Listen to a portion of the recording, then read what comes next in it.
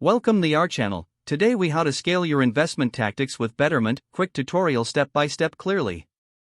To begin scaling your investment tactics with Betterment, first, log in to your Betterment account. If you don't have an account, create one by following the sign-up process. Once logged in, familiarize yourself with the dashboard where you can view your current investment status. Navigate to the Goals section to assess your financial objectives. Identify your short-term and long-term goals. Select the goal that you wish to prioritize for scaling. Next, adjust your investment strategy by clicking on Edit under the selected goal. Here, you can modify your target amount and timeframe according to your updated financial plans. To enhance your investment tactics, explore the Investment Strategies section. Betterment offers a choice between general investing and specific investment preferences.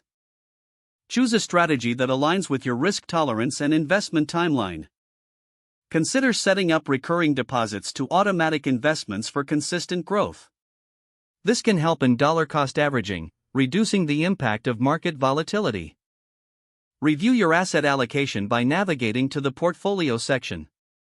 Ensure your current allocation aligns with your investment strategy. Use the Tax Impact tool to gauge how changes may affect your tax situation. As you scale, consider diversifying your investments across different asset classes. Explore Betterment's additional features, like tax loss harvesting and smart rebalancing. Take advantage of the financial advice offered through the app for personalized guidance.